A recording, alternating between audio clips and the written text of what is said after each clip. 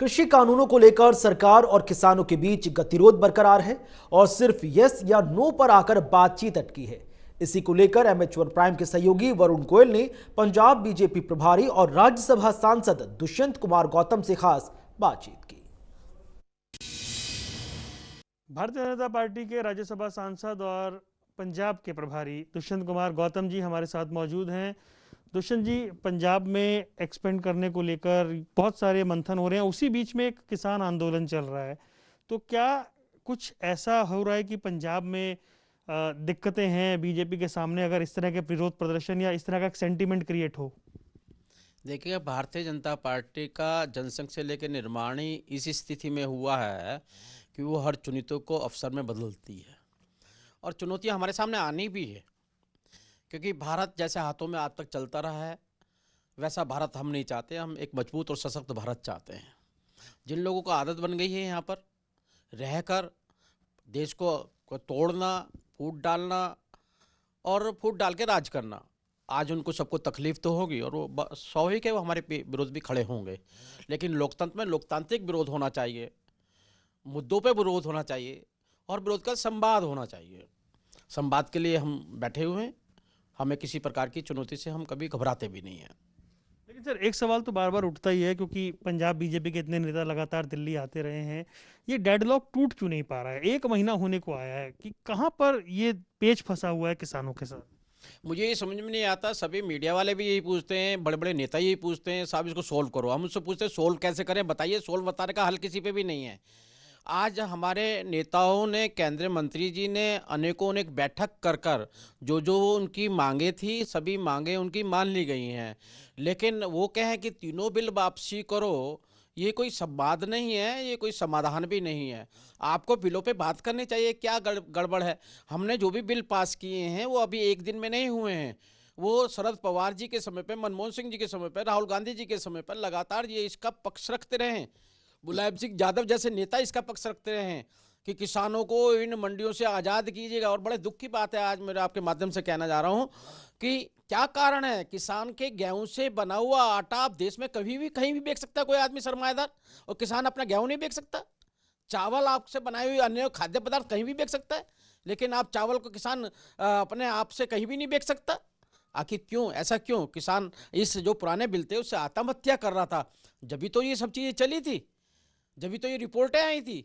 हम तो इनकी बनाई हुई रिपोर्टों पे काम कर रहे हैं, लेकिन विपक्ष की एक मानसिकता सी बन गई है। जीएसटी ये ला रहे थे तो अच्छा था, हम लाए तो विरोध होगा। सीए ये ला रहे थे, जवाहरलाल नेहरू के समय से लेके आ रहे थे, ये लेके आ रहे थे, ठीक था, हम कर रहे हैं तो विरोध होगा। तो ये विरोध की मानसिकता है, यही देश को डुबोने का काम कर रही है। आप राजनीतिक विरोध करना है, आपको मंच मिलेगा, इलेक्शन मिलेगा, जो मर्जी विरोध कीजिएगा, लेकिन राष्ट्रीय हित में, किसानों के हित में बहुत बड़ा एक परिवर्तन आने वाला है। कृपया करके मेरा ही निवेदन है, किसान हमारे अन्नदाता हैं, भाई हैं, बंधु हैं, मित्र हैं, दोस्त हैं, नागरिक हैं। इस मजबूत भारत बनाने में उनका बहुत बड़ा योगदान भी रहा है। उनको उनके आगे आने वाले भविष्य में आड़े मत आइए। लेकिन सर, एक आरोप विपक्ष बार बार लगा रहा है कि केंद्र ने इसको नाक की लड़ाई बना लिया है, इसलिए इस पूरे मामले का समाधान नहीं निकल रहा है। नहीं, हमने कहा नाक की लड़ाई बनाया। नाक की लड़ाई में आते तो हम 6 सीटिंग कर पाते क्या? हमने 6-7 सीटिंग की है, सीटिंग में हल निकाला है। जो जो उनकी मांगे थी, एमएसपी की मांगे थी, बाहर माल बेचने की मांगे थी, मंडियों को गारंटी देने की बात थी, सारी हमने गारंटियां दी हैं। हमने अवरोध कहाँ पैदा किया? नाक का बनाया। नाक का बाल तो वो लोग बनाए हुए हैं जो लोग अब बैठे हुए हैं वहाँ पर। और मीडिया के माध्यम से आज 85% लोग खुश हैं हमारे बिल से। समस्त किसान खुश हैं, पंजाब के किसान खुश हैं हमारे बिलों से। आखिर कौन है जो लोग वहाँ बैठे हुए हैं जो हल ही नहीं चाहते? इस पे तो हमें मंथन करना पड़ेगा, आपको भी मंथन करना चाहिए। सर, एक एंटी एलिमेंट्स की बात बार बार आती है कि इस पूरे आंदोलन में एंटी एलिमेंट्स आ गए हैं या फिर लीडरलेस ये आंदोलन हो गया है, आप क्या समझ पा रहे हैं? देखिए कि ये भी बड़े दुख की बात है, हमारे लिए, सबके लिए दुख की बात है कि वहाँ से पाकिस्तान जिंदाबाद के नारे लगें, भारत माता की जय नहीं बोलेंगे ये नारे लगे, वंदे मातरम नहीं बोलेंगे ये नारे लगे। आखिर कुछ तो चीज़ है जो हमको साथ साथ नहीं बैठने दे रही। ये तो हमारे किसान भाइयों को ही हल निकालना होगा कि किसान भाई उनसे दूर हटें। और किसान भाई, क्योंकि उन्होंने देश के लिए बड़ी कुर्बानी दी है, जय जवान जय किसान का हमारा नारा रहा है, तो इसलिए ये तो ख़त्म उनको करना पड़ेगा। सरकार तो इसलिए है कि किसान हमारे अपने हैं, भाई बंधु हैं, हम तो इसलिए कुछ में कह ही नहीं सकते, उनको खुद ही अपना कदम आगे बढ़ाना पड़ेगा इसके लिए। जी सर, एक आखिरी सवाल, क्योंकि गृह मंत्री अमित शाह के साथ जो बैठक हुई थी उसके बाद संवाद रुक गया है 9 तारीख के बाद, तो क्योंकि बातचीत की टेबल पर ही सब कुछ होना है, तो उसमें अब संभावनाएं क्या बच रही हैं, क्योंकि मामला तो सुप्रीम कोर्ट भी पहुंच गया है। देखिएगा, संवाद ही इसका हल है।